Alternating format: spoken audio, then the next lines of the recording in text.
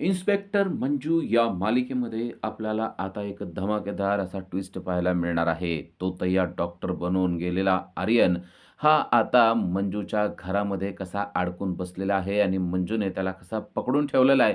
त्याचबरोबर त्याला कशी फ्लाइंग किक मारून त्याचं तोंड फोडलेलं आहे आणि परत सत्या आणि मंजू यांनी या आर्यनला आता कसं जेरबंद म्हणजेच पकडून ठेवलेलं आहे, हे आपल्याला या भागामध्ये पाहायला मिळणार आहे.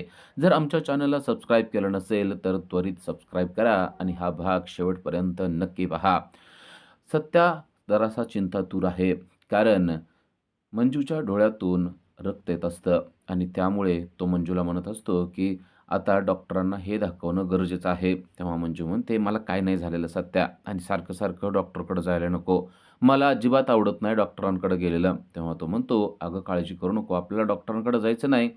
आपल्याला आता डॉक्टरांनाच घरी बोलवायचं आहे. तू काहीच काळजी करू नको. डॉक्टरांना मी बोलवलंय.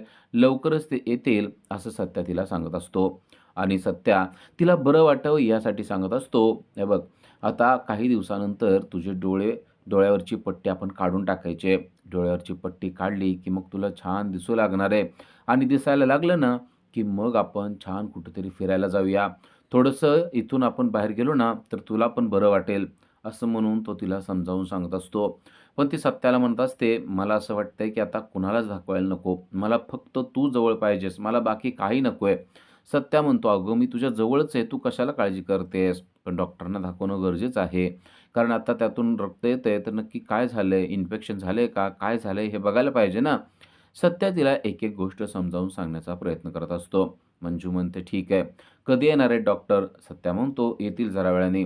आता थोडंसं तू काहीतरी खाऊन घे आणि त्यानंतर मग डॉक्टर आले, की आपण त्यांना दाखवूया. त्यांनी काय गोळ्या औषधं दिले, तर परत ते तुला खावे लागणार आहेत." सत्या आपली किती काळजी करतोय, या गोष्टीचं तिला खूपच चांगलं वाटत असतं. ते म्हणते, "सत्या, खरंच तुझ्यासारखा माणूस आहे ना, आयुष्यात शोधून देखील सापडणार नाहीये." सत्या तिच्या जवळ जाऊन बसतो आणि म्हणतो, "कशाचीच काळजी करू नको. मी तुझ्या सतत जवळ आहे." असं म्हणल्यानंतर तिला देखील बरं वाटू लागतं.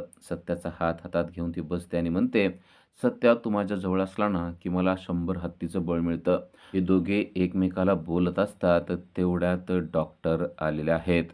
तो डॉक्टर म्हणजे आर्यन आहे. शैतान आर्यनने स्वतःच्या तोंडावर मास्क लावलेला आहे आणि तो डॉक्टर बनून आलेला आहे. पहिल्यांदा सत्याच्या ही गोष्ट अजिबात लक्षात आलेली नाही. सत्या त्याच्याकडे पाहतो आणि त्याला वाटतंय, की खरोखर डॉक्टरच आलेले आहेत. कारण सत्यानेच त्यांना फोन करून बोलवून घेतलेलं असतं आणि सत्या त्यांना सांगू लागतो, की काल मंजूच्या डोळ्यातून रक्त आलेलं होतं. आपण ऑपरेशन केल्यानंतर तिला असं काही झालं नाही, पण काल नक्की काय झालं असेल ते मला कळत नाही. तेव्हा डॉक्टर बनून आलेला तोतया जो आहे, म्हणजेच आर्यन आहे, तो आवाज बदलून सत्याला म्हणतो, "तुम्ही जरा बाहेर जा आणि माझ्यासाठी गरम पाणी घेऊन या. मला माझे इन्स्ट्रुमेंट स्टरलाइज करायचे आहेत. त्यासाठी मला गरम पाणी लागणार आहे." सत्याला हा तोतया आहे असं जरा देखील वाटत नाही आणि सत्या बाहेर गेल्याबरोबर आर्यनने दरवाजा बंद करून टाकलेला आहे.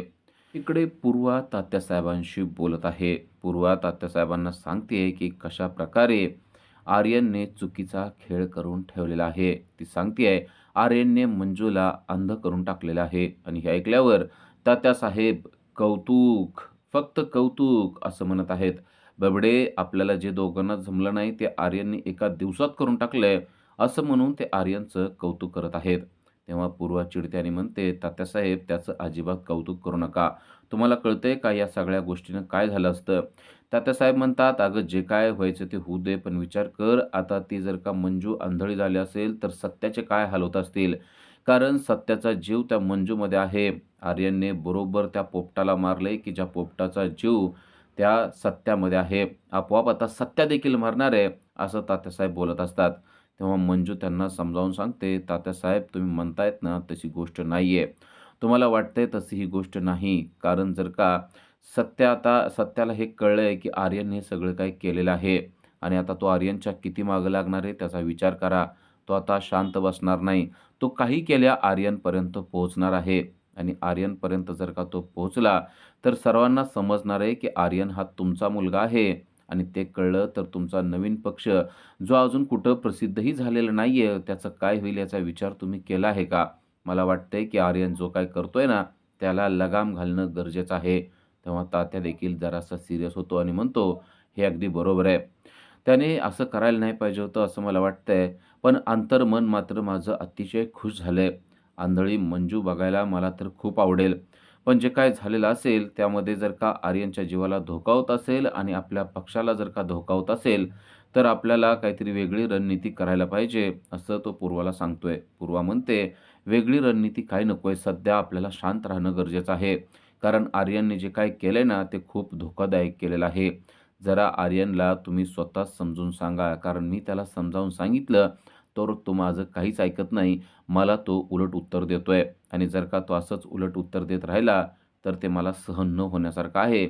म्हणून मी हे सगळं काही तुम्हाला सांगत आहे. आर्यनला जर का वेळीच लगाम घातला नाही, तर आपण जे काही खेळ रचतोय, तो खेळ सगळा पाण्यात जाईल. आपल्याला परत काहीच करता येणार नाही तात्यासाहेब." असं पूर्वा तळमळीनं तात्यासाहेबांना सांगत आहे.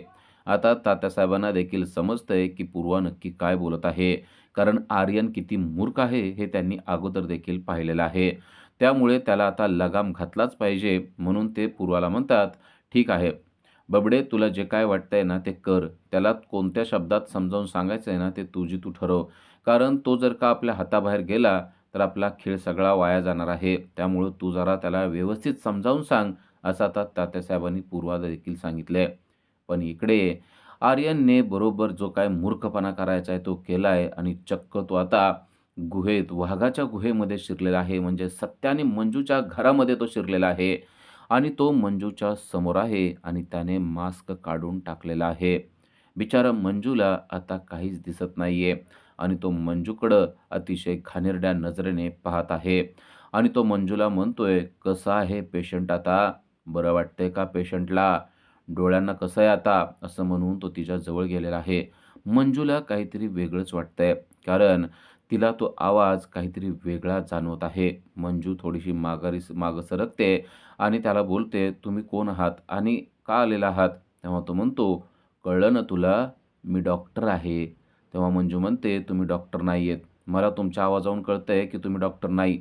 तुम्ही असं का बोलताय? मी जोरजोरात आरडाओरडा करेल. तुम्ही आत्ताच्या आत्ता इथून निघून जा." असं मंजू म्हणते. तेव्हा मात्र तो अजिबात काही न बोलता शांत बसतो. मंजू म्हणते, "तुम्ही बोला. कोण आहेत तुम्ही? नाव सांगा तुमचं. मी आत्ताच्या आत्ता सत्याला बोलवून घेईल." असं ती बोलू लागते. आणि इकडं आर्यन मात्र आता हसायला लागलेला आहे. हसत-हसत अक्षरशः तो मंजूच्या जवळ आलेला आहे आणि तो मंजूला म्हणतो, "डार्लिंग मंजू, कसं काय? बरं आहे का तुला आता? डोळ्यात खूपच चटणी गेली ना त्या दिवशी? वाईट वाटलं ना तुला?" असं म्हणून तो तिच्या जवळ येतो. तेव्हा मंजूला कळतं, की हा तर आर्यन आहे. म्हणजे आपल्या घरात, आपल्या बेडपर्यंत आर्यन पोहोचलाय. या गोष्टीमुळं खरं तर मंजूला आता थोडीशी भीती वाटलेली आहे. मंजू एकदम चिडत्याने म्हणते, "अरे नीच माणसा, तुला जरा तरी लाज वाटते का? तू माझ्या घरापर्यंत पोहोचलाय आणि तुला काय वाटतंय?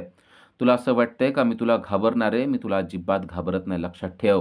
तू माझ्या डोळ्यामध्ये चटणी टाकून स्वतःचा पुरुषार्थ सिद्ध केला असं तुला वाटत असेल, पण लक्षात ठेव, फक्त माझे डोळ्यांनी आता मला दिसत नाही. माझे हात-पाय हे सगळे नीट व्यवस्थित आहेत आणि अजून एक गोष्ट तू विसरलाय ते म्हणजे वाघीण जखमी झाली तरी वाघीणच असते. त्यामुळं तू आता इथं आलायस ना, तुझी तुझी मौतच तुला इथं घेऊन आलेली आहे." असं म्हणून मंजू चिडलेली आहे आणि मंजूने जागेवरून उठून अशी जबरदस्त फ्लाय किक त्याच्या तोंडावर मारली आहे, की या गोष्टीची अपेक्षा सुद्धा त्याला नव्हती. त्याला वाटत होतं, की आपल्याला मंजू खूप घाबरणार आहे, पण तसं काहीच झालेलं नाही. इतक्या जोरात ती किक बसलेली असते, की अक्षरशः तो जोरात ओरडतो आणि त्याचा आवाज बाहेर सत्यापर्यंत पोहोचलेला आहे. मंजू तेवढ्यावरच थांबलेली नाहीये, तर तिनं आता डायरेक्ट त्याला पाठीमागून पकडूनच ठेवलेलं आहे. तेवढ्यात आर्यनने त्याच्या जवळची बंदूक काढलेली आहे आणि "मला सोड, सोड नाहीतर मी तुला खतम करून टाकेल. तुला तुला मारून टाकेल. सोड मंजू, सोड मला जाऊ दे." असं म्हणून अक्षरशः तो आता आरडाओरडा करू लागलेला आहे. पण आता मंजूच्या अगदी वाघिणीच्या पंजातच तो सापडलाय आणि त्याला हालता येत नाही. तोपर्यंत सत्या तिथं पोहोचलाय. सत्या पाहतो, की त्याने बंदूक काढलेली आहे. सत्याने त्याची बंदूक काढून घेतलेली आहे आणि आता सत्या भयानक चिडलेला आहे.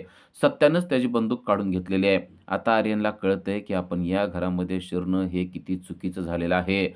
आर्यनने अक्षरशः त्या घरामध्ये शिरून स्वतःची मौतच बोलवून घेतलेली आहे आता सत्या आणि मंजू यांनी त्याला पकडून खुर्चीला बांधून टाकलेला आपल्याला पाहायला मिळत आहे. आता सत्या आणि मंजूने आर्यनचा चांगलाच गेम केलेला आहे. सत्या मंजूला त्रास द्यायला आलेल्या आर्यनला आता या दोघांनी जेरबंद करून टाकलेला आहे. तात्यासाहेब आणि पूर्वा यांचा मोठा डाव, यांचं मोठं कारस्थान आता कायमचं बंद होणार आहे.